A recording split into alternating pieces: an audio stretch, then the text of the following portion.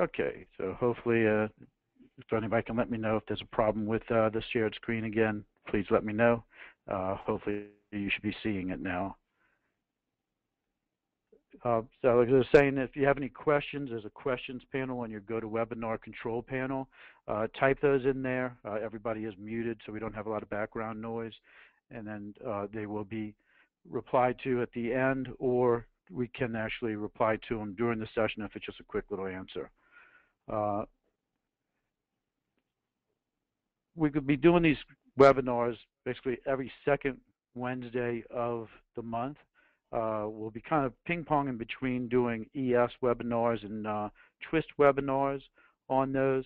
If you go to blanchsystems.com and click on the events page, you'll actually see a schedule of the events, and as we get the content for what we're going to present, we'll be posting that on there.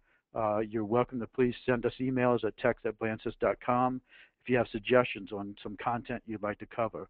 I don't think we have the content planned yet for our August webinar, so please send in some questions, anything you'd like us to cover. We can go through those. Obviously, there's plenty of things we can always show, so we'll have plenty of content in the coming months. You'll also see schedules for semi-ad virtual publisher training and webinars as well if you are interested in seeing those products as well.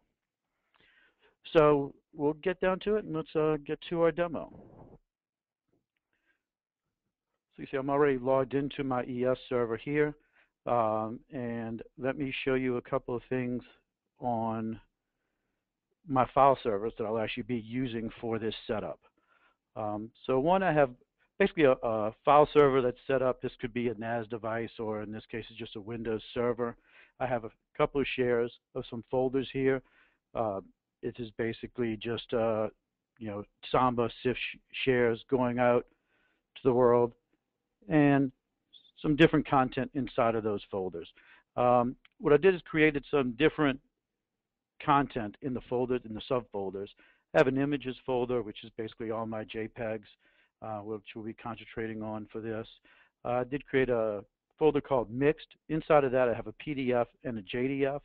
So just to show y'all how we can do some file content filtering to not show this JDF file, for instance. And I have a folder called Exclude, which whatever I throw inside that folder, I don't want to be visible in my file system view. So we're going to exclude that folder as well. So again, this is just wide open on my network. I'm allowing Samba through this. It's on the same network as my ES server. So very easy to configure. Just do a mount of this shared file system on that server. On this other server here on the left-hand side, the 213 server, basically this is a server that maybe exists in my DMZ or exists in a different network than my ES server. I don't want to open up CIFS or Samba through it. I have a harder time accessing it. What I can do is actually use a JDF device that DALiM provides, install it on this server, and then use that as the method of browsing the file system on that server. So you see this JDF share folder here, basically with a few images in it, is created. It doesn't have any sharing on it. In fact, the only thing I have open for this server, other than remote desktop, obviously, is Tomcat through my firewall. So 8080 is the only thing I'm allowing through. Basically, what I need to install on this server to get that running is an Apache server. So DALiM provides an Apache server. I think this is Tomcat 6. So we install Tomcat on it. We need to have a Java server running on it, or Java runtime 6, I think. And then DALiM provides its JDF devices, basically executable here. We install that, and it basically has a few different functions. It's basically the same JDF devices installer that's used to run some of the InDesign stuff that we do. Basically creates a JDF device, but it also now has a way to browse the file system.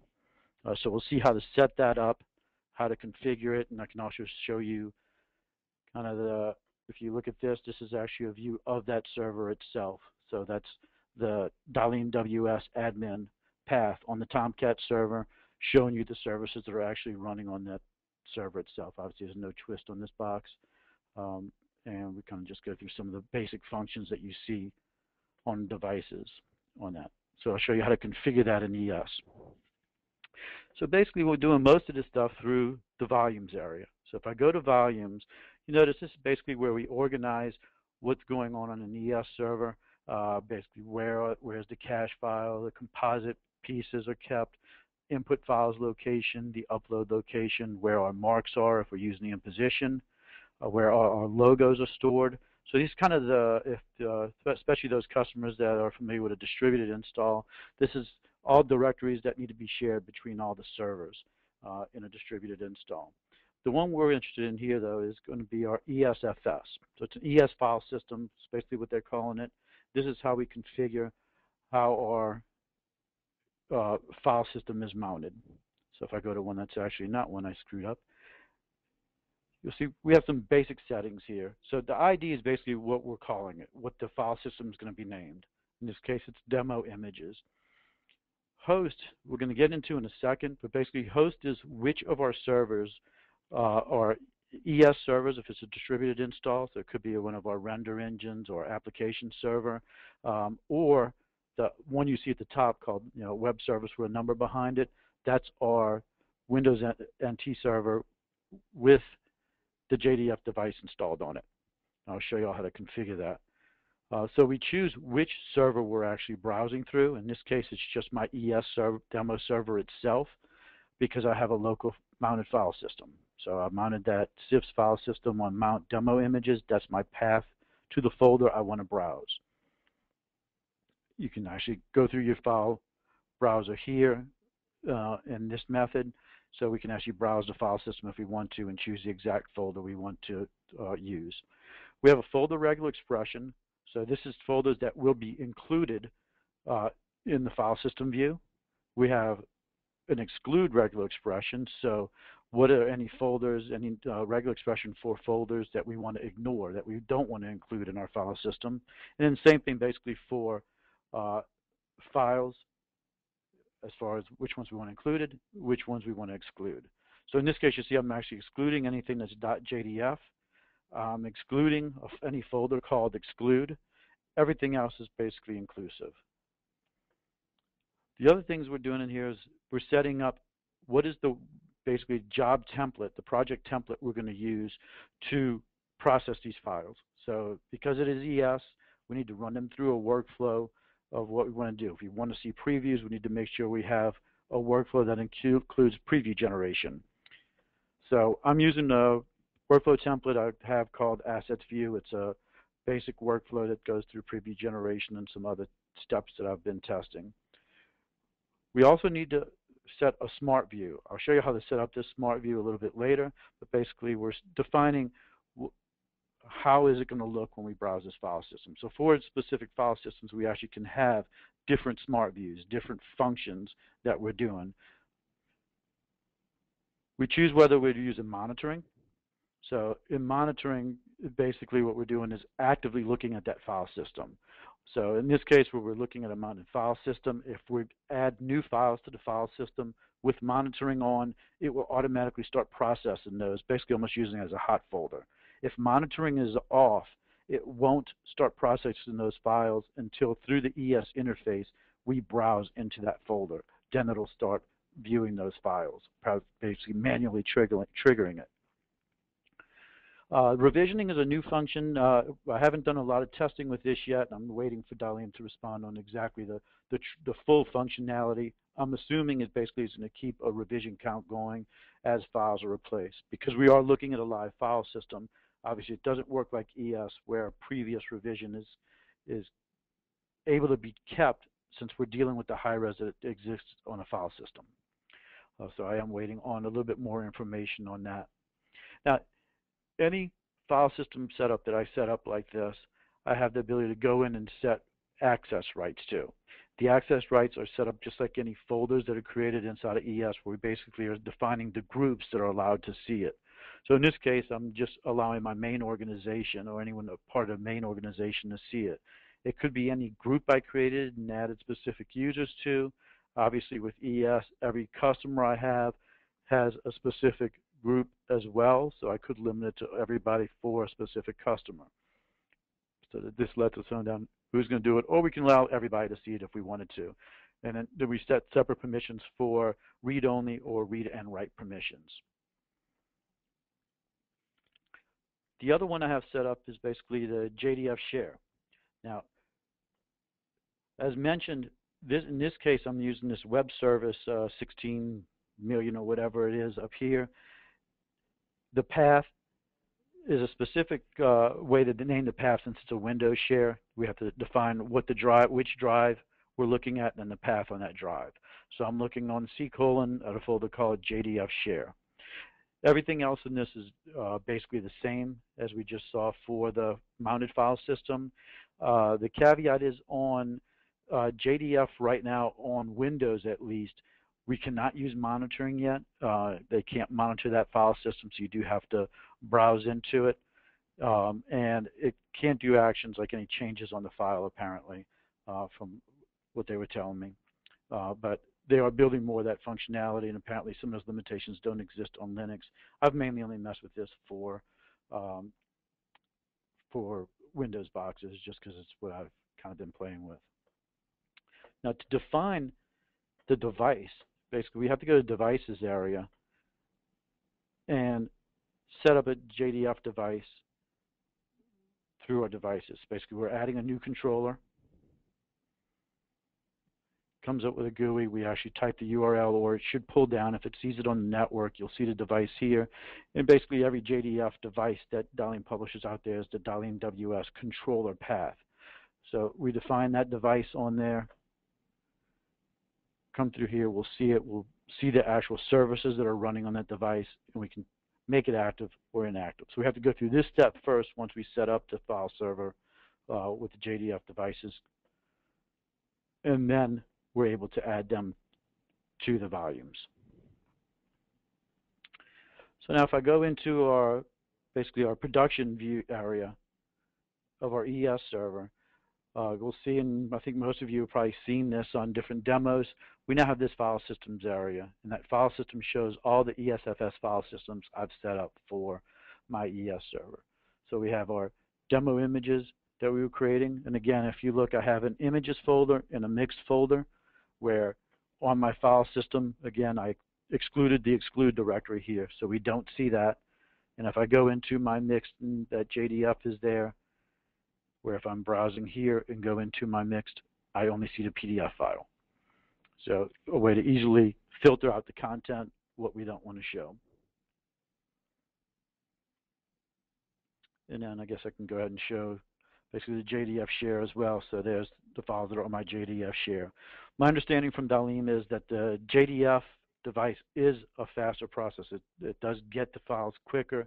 And again, you can get over some network limitations or IT limitations you may have for accessing files on another server or through firewalls. So it makes it nice for that, especially if you have to get something that maybe the file server is in a completely different data center or something like that. So once we're in, I think most of the people on this call should be pretty familiar with kind of our smart views already as we've started kind of creating them. Again, we've customized this in the smart view so that we can have specific functions that we want. We have the select reject buttons we've put in. We now have our social media icons we've added in there, and I'll show you how to set those up in a little bit, and all these functions. So basically in this gallery view, I've basically customized the functions that I want to be able to do to my file on here. We have some specific views now that DALiM's kind of included into the file system viewer, which is basically this kind of single file view with the little file browser at the bottom with some functionality. We also now can control the content that's on this film strip. We have the split view so that we can go through and compare images side by side quickly. We can actually just key through those, and you want to do comparison. Maybe you want to find an image you want to select or reject on there. I'll show you how we can set up these filters. So basically, if I was in my gallery view now and I only wanted to see things that I had selected, there's the one file I had selected or the one file I rejected. So we have filtering of content that's starting to be put in there. And then we have all the different actions that we have here. And one of the nice things in 4.5 they've done is they've added some specific new actions that we can set up, and we can actually customize those as user actions. And I'll show you how to set those up, but I'll actually show you kind of the function of them first since we're in this view. So one of them that I've kind of created is a way to make basically a contact sheet. So if I select a bunch of my files here, I'm able to choose my little icon here I did, and it says Make Contact Sheet. I can pull it up, and what I get is basically the list of all the files I've chosen on the right, and what do I want to call this contact sheet? So basically, this is my file name, if I can type correctly. How do I want those images to show up? You know, maybe I want a 4x4. What do I want to show? Display name, rating. If I want to allow rotation, if I have some portrait images and I want them to come out landscape so everything looks correct or not.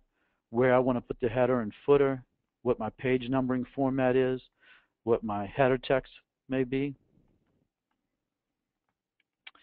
and the footer text. So basically this is a custom job ticket that was created specifically for the tool that's used in this. And I'll kind of go through that, and the metadata set and all this is very specific for this, but I'll kind of show you how all that's set up. So if I hit OK, you'll actually see here in the bottom left in my basket that at first there was a blue arrow showing me that it was making it, and now I've actually created my contact sheet, and I can download that sheet itself. So it's downloading the sheet, and while it's doing that, what I'll do is I'll show you, just choose an image here, another function which is basically a way to change the format maybe of the file I want, as well as, let me close that, crop it and change the resolution. So say if I wanted to get this image at 100 dpi, I want a TIFF image of it, and I want to crop it down, so I'm just getting my steering wheel here. If y'all can tell, I've kind of been car shopping, so this whole presentation's got cars. So there's my steering wheel, created that. Again, we'll see it come up here in my basket, and it'll create it. While it's doing that, I'll go ahead and let's take a look at my contact sheet here.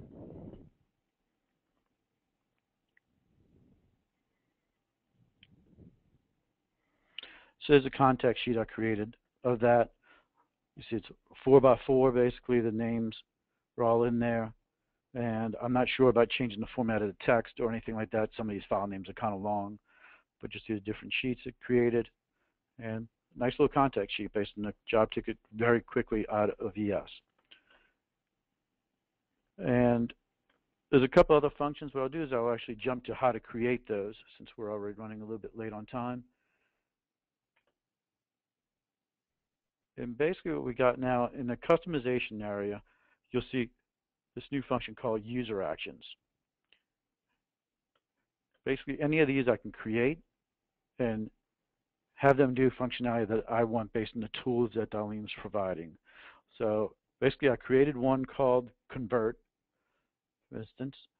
I say that's going to be, the action is to be on a document. In this case, we have the ability to say it's for a project or a job variant, but document makes sense what we're doing here. My workflow action, basically this is the name of one of my document workflows. So what workflow am I calling? What workflow am I going to send my files through when I do this? My target, what happens to the file when it's done? In this case, I have it set to go to the basket. I can say workflow driven, so the logic's built into my document workflow. This is an ES document workflow we're talking about. I can make it into a private collection and define the name of that private collection. And source object, I'm not exactly sure yet. I believe source object is that I actually do it to the object itself that exists on the file system. I can't say I've played with that a lot. I've actually just started playing with this on Monday when Frederick brought it up to me. So I had this set as basket, and you see also we have this enable grouping button. Enable grouping is how we do the contact sheet. Basically, enable grouping will say all of the files we have selected together will go to one. So since a contact sheet, we need to make sure all of them don't fire off separate processes. We're making one process with our full selection. So again, on the contact sheet, that's the only difference there. I'm still sending it to the basket, and I have a make contact sheet workflow that I'm defining. And the workflows for this are, for the most part, they can be as complex as you want, but for what I'm doing, they're just very basic workflows. So if we look at our make contact sheet, over here, it's just an input files, and then this new tool that comes from this other section in ES called contact sheet. That contact sheet is fed by the metadata set that DALiM provided basically, and that created that job ticket. I'll show you all that job ticket in a second. But that information feeds into this tool. There's no configuration for the tool itself. It just strictly gets the information from the job ticket itself, from the metadata set, to feed it the information on the width, the height, how many files wide, how many files deep, and any of the other information on it.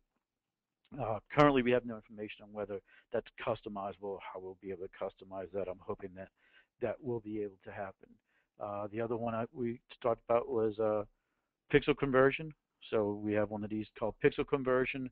That one's taking the image format, the pixel size, and the copy all built into this tool itself. We also have another one called insert metadata. So we now have a tool inside of ES that will allow metadata that we've built up inside of our workflow or we've added through a job ticket. We'll actually be able to use ES to embed that metadata back as XMP information into the file instead of having to use Twist or some other library to do that outside of ES. So we're hoping to get a lot more of these functions where we can act on files more, we can customize some of these functions. There's also video transcoding, which has kind of been underlying there a while with some of the stuff they've done in Europe especially on actually doing video transcoding of movies as they go out. So we've kind of covered that. We want to go over kind of our smart view and our job tickets real quick. So smart view for our file system view, or really any smart view that we want to create, is we can come through, for those of you not familiar with the functions, basically a way to create a custom view. And DALiM is really extending a lot of the functionality of these smart views where I think in 4 or 5, even basically subfolders of projects, we'll be able to have smart views applied to them so that we can customize. Maybe if you have an images folder under a project, you'll be able to customize that view where it won't just be the basic view that the rest of the project has.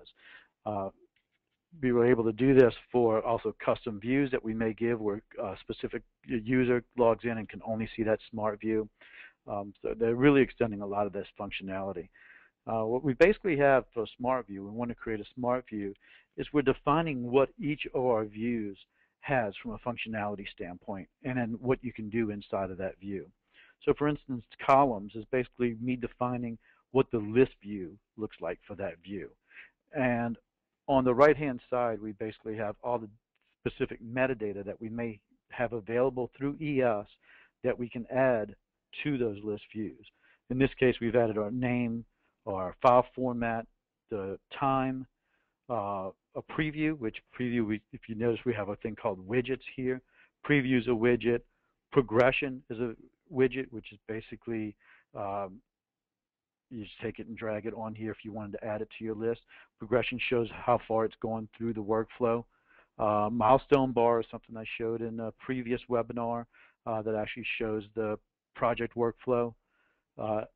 Different things. The social media icon, so that's how we do the Facebook and Twitter shares as well as approvals. Other ones you'll find in different ones, and basically just off of smart views. And obviously one of the nice things since ES3 is we're able to export and import these from system to system. So we've kind of gotten some nice ones from DALiM. We've built on those. We've learned what a lot of these different settings do. So the gallery view is what happens when I switch to the gallery view. Again, this is why we had the social networking, the Facebook icons down there. Edit properties basically can toggle which ones we want on and off. So if we only use Facebook and Twitter, we can turn those off. We're basically saying what we're sharing out to Facebook. Is it the ES view link? Is it a PDF download? What are we doing with that? What is the orientation? So this one is basically the toggle properties is how we set up the selection and approval. Select, reject, whether we want those on or off. Again, we're showing a preview, the name, and we're also showing a ranking. Mentioned being able to customize the film strip. So this is now where at the film strip, this is why you saw the ranking, the file name, and the preview icon in the film strip as well along the bottom. The filters that we can do are basically, we can filter the content of the information that we're showing in this view. Now, because this is a smart view of a file system, we typically would not filter the information in any way here, but we could filter information otherwise based on whether it's that customer's files or different things like that. So we can build predefined overall filters that the customer can't toggle. Then we can build filters that the customer can toggle, and this is how we build them being able to toggle on the ranking system or on approvals, on whether it's been approved or not. So that's how we build those user filters or selectors at the top. Then actions, this is where predefined actions as well as the new user actions show up. So if you see this list now, it's getting quite long where it used to be just like 5 or 6 items in here. And any of the user actions that we create will show up here. So you'll see enlarge, convert that I've created. I make contact sheets there, and it'll show up. And basically, we're just dragging those on. We drag them onto our list, and then we're able to define where they show up and how they show up. So we're saying it's in every menu, what icons it's showing. The preview icon is whether it's showing up at the bottom of the gallery or not. We're turning that on and off. We're defining one as a default action. What happens when you double click? Double click right now is set to view. And then we can create the menu pull downs by simply naming a menu item. So we can type in here, name it whatever we want, and whichever ones are the same are basically in the same menu pull down. I've called this gather, so I created this gather. If I change this to new, for instance, just to show that it's new, we'll see that we actually have a menu pull down now that's called new. We're also able to create shortcuts. So if we want to define keyboard shortcuts to get to these actions, we're able to do those. You'll see like the typical show workflows W, view is D, to get properties is Control I. We can define all those in the shortcuts. Then beyond that, we define macros. So macros are ways to use keyboard shortcuts to set certain settings. So in this case, we've created the metadata for rating. We've dragged that in here. We've created them all. And this is the value we set based on the shortcut we set. So just by typing 1, 2, 3, 4, 5, I'm setting the star rating on that file. Same thing for approval. I can go through S, N, and R to select, reject, or set it to none and toggle through our settings, which is just changing the metadata 0, 1, or 2 for that metadata set. So at surface, the interface for this seems cumbersome, but it is very functional, and once you get used to it, it's kind of easy to go in and set up and really define what you want your views. Biggest thing to get used to is really what metadata sets you want to be able to use over here, which ones give you the information you want. And basically, from what I just did, if I actually save my changes, when I come in here, and let me refresh this view. This is beta, so sometimes I've noticed the refresh doesn't refresh correctly. But if I come back into my demo images, view that, you'll see now I have a pull down that says new instead of gather or whatever it said before. And that's basically how I organize all these pull downs and all the features that go into the pull downs here. And then again, what our film strip shows and everything here. The job tickets, as the last thing that we'll talk about, are basically, I actually got these from DALiM themselves because I didn't know what the exact functions were, and I have to imagine that they'll actually be shipping these or making these part of the normal installation, since the metadata set that goes with these seems to be very specific to the tool that I showed you in the workflow. So basically this is just a way to create the GUI for it, and we're able to bring that in. This is actually one that we could probably do a whole webinar on, doing the training of how to set up these job tickets. But this is the basic job ticket for the crop. So we're actually doing our format pull down, the resolution value, and then the crop tool itself seems like it's a new tool that they're actually adding to this. I think it's an actual widget that they would define here that actually has functionality and creates that ability to crop. One thing I've noticed with the crop tool is it doesn't seem to work correctly on PSDs yet, which is just a beta thing I need to report, I think, but everything gets cropped top left. The size is correct, but the location of it's not correct. And I think that covers all the content we wanted to go through. Hopefully that wasn't a bit too quick and you got a lot out of that.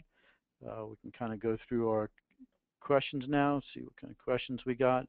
Mike or Jude, if you guys want to field those to me.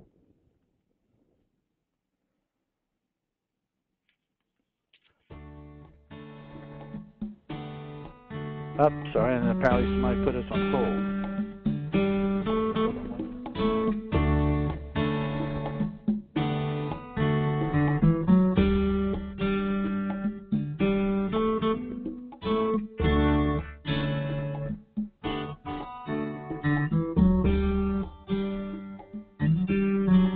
And I think Jude just is playing music for everybody right now, so he's trying to get that turned on.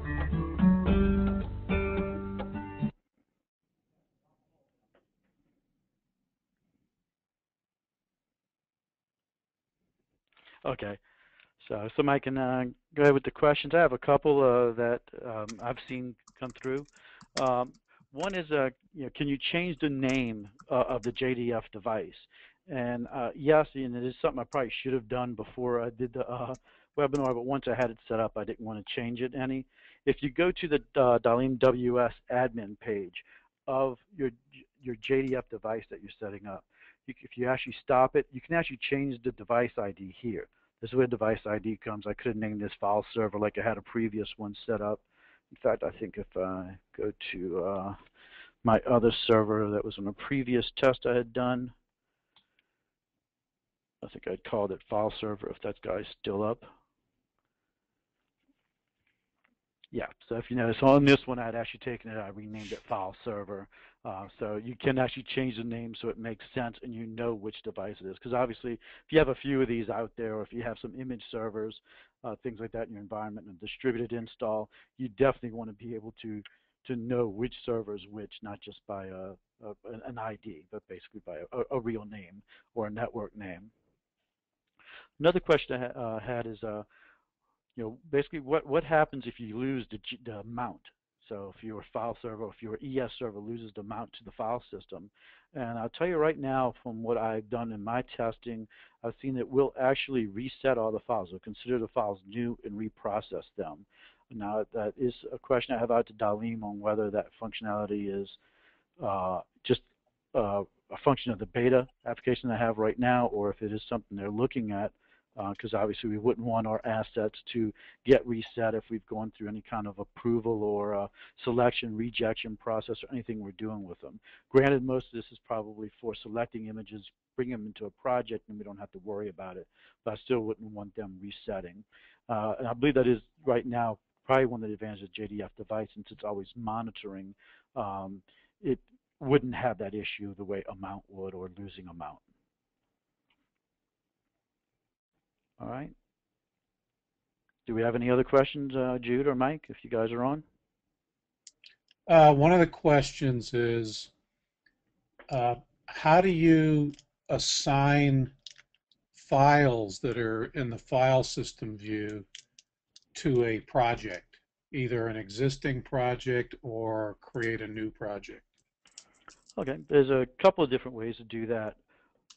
One is if I'm able to select a few files, or if I go through a selection process, for instance, and I've gone through, I've rejected a few files maybe, and so now I have a few files here. Here are the files I selected. I can go through on these files, and if I remember which icon it is up here, I can do a new collection, and I think there was one, and maybe I don't have it in my view, but there's an action actually to make it into a new project, or if I wanted to drag them into an existing project, I do have a clipboard where I can drag them into the clipboard, go into my project, and find one I can do. So if I wanted to come in here, I can select these and drag them into the project as well, of course. So I'm able to add them into the project, and they'll process as part of that project now, depending on the folder. It'll go through the hot folder it needs to and process those. So a couple of different ways to do that. Another question was, when you generated your contact sheet, was that done solely by ES or was it connected to a twist workflow? That is solely through ES. It's a new tool in ES itself. No twist.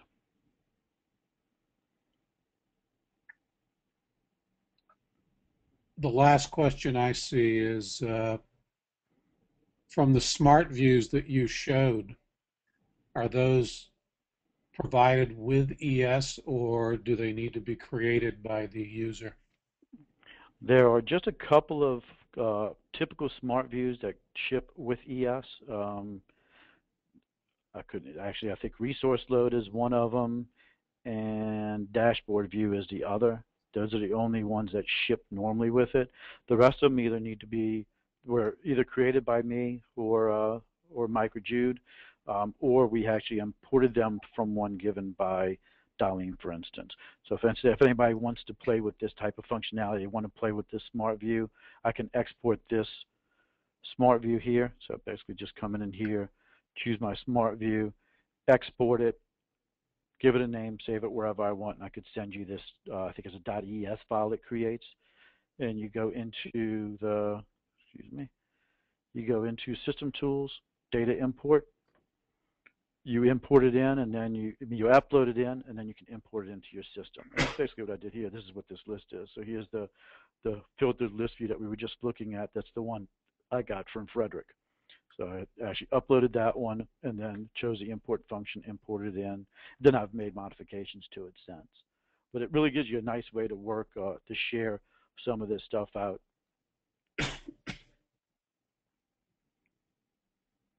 Those are the questions I saw. I don't know if Jude has any others. I'm not sure if we lost Jude completely. So if we didn't get to your question, Jude, you there? Yeah, I'm here. Just, I think we've answered all the questions that have been asked. Okay, great. So again, as always, if you want to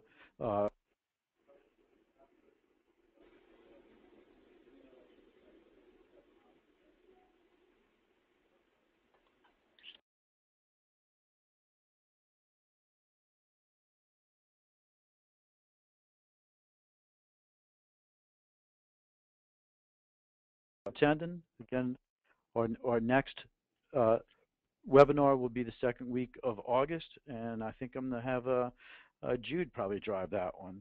So thanks again, everybody, for attending. And I will be. This was a recorded session. I will post. You'll get that in an email probably tomorrow with a link to it. And we also post it on our YouTube channel. If you look at Blanchard Systems on YouTube, you'll see a lot of videos from us, including previous webinars. I hope everybody has a great day. Bye.